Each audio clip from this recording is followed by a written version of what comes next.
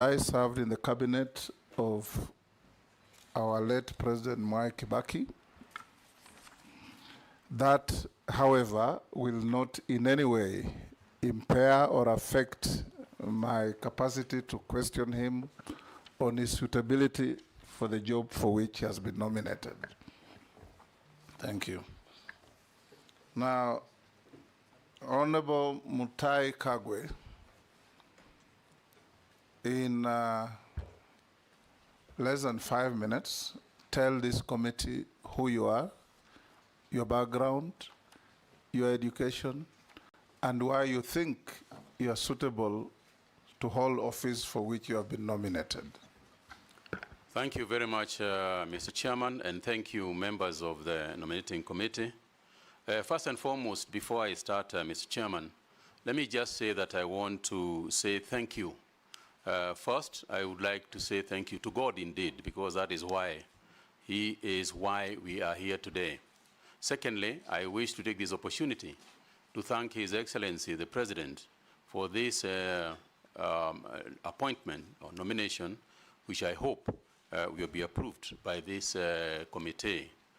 Thirdly, Mr. Chairman, I very briefly will say that, as I said, my name is Mutahi Kagwe. I was born in Nyeri County. And Mr. Chairman, if you allow, as I go along, I will give the reasons. I will tie up the reasons why I think I'm suitable for this job with my background. I went to primary school in a rural school in Nyeri, and I think that is where I started the journey to this discussion here today. Most of you will remember that in primary schools, or some of you will remember that in primary schools, we used to have what was called the 4K Club. The 4K Club is where we started our farming. Some of us went there. And Mr. Chairman, if you remember, the 4K clubs introduced us to agriculture. And that's why I picked my talent of planting trees and so on. Mr. Chairman, in my primary school, what we did, I lived a rural primary school life, where we did a lot of work in coffee. I have carried coffee on my backside to take it to the factories. First in Ishamara, if anybody knows the place, in Nyeri. We have spent our school holidays in coffee factories, where we were drying the coffee beans and so on and so forth. You know what 4K meant? Kuungana, kufanya, kuungana,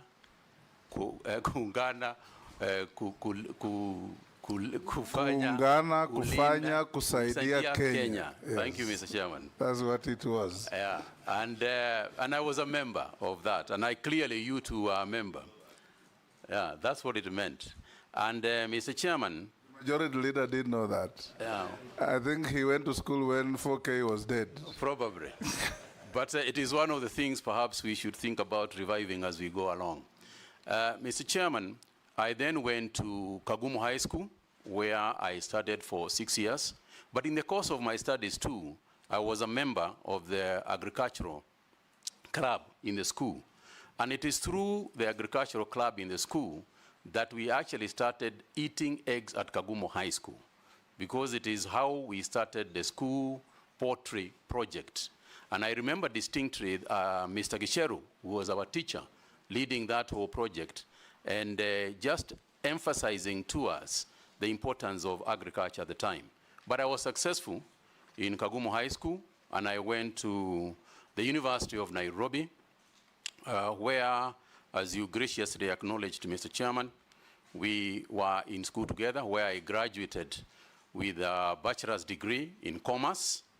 And I want to talk about that commerce degree, Mr. Chairman, because a degree in commerce prepares you generally for business management. May it be the business in public or business in the private sector. And my education was rounded enough so that in the course of my career, as I left university, in the course of my career, I have managed very different businesses, both in public and private life. I also went on, Mr. Chairman, to do a master's degree at USIU, again in business administration, a master's in business administration, emphasizing my studies more in management information systems as well as finance. Mr. Chairman, during this time, I did my master's when I was working, but I started off my working career at an interesting small place called Mashambani Magazine. Mashambani Magazine was a magazine published by trend publishers, which was about farming. And I later, in my capacity as a marketing manager of that company, closed Mashambani Magazine and replaced it with Farmer's Voice.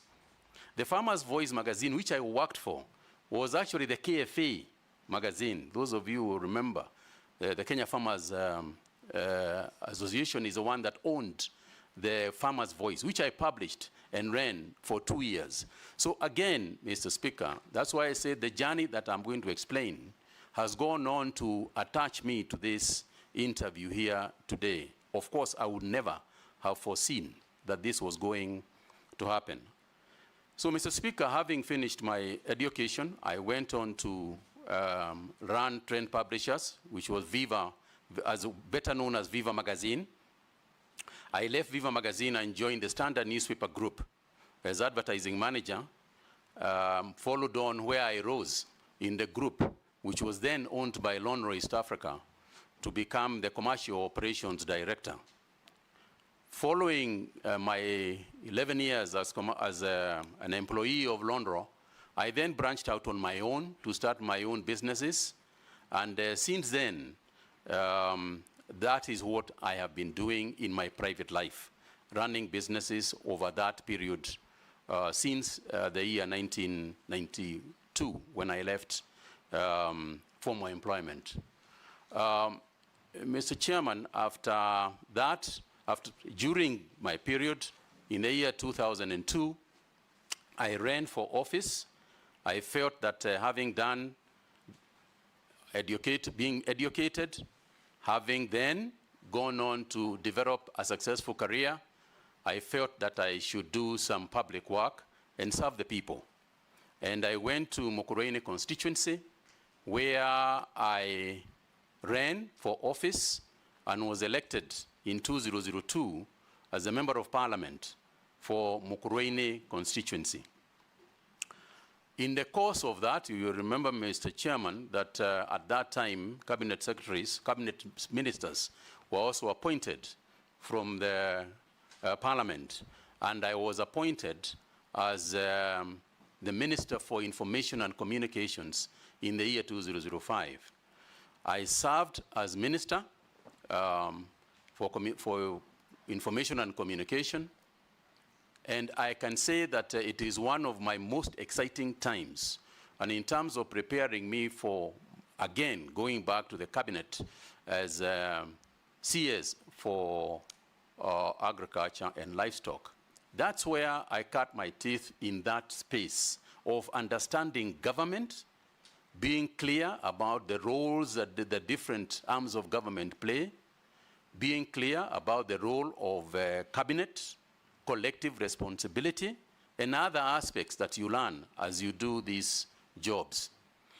I then, in 2007, I lost my position as Member of Parliament, but then I was appointed by His Excellency, late President Kibaki, to be chairman of the Multimedia University Council.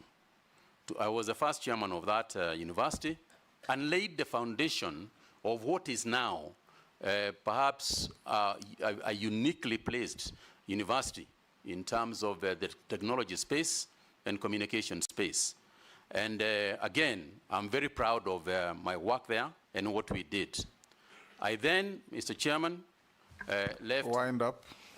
I then, Mr. Chairman, went to back to Nyeri County, where I became the senator of Nyeri County, followed after that by my appointment again back to the cabinet as the CS for health in 2019.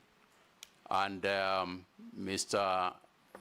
Chairman, all that experience that I have had, both my education, my experience in school, my experience in private sector, my experience as cabinet secretary and the minister for information, cabinet secretary for health, have all, in my opinion, ably prepared me for this particular position.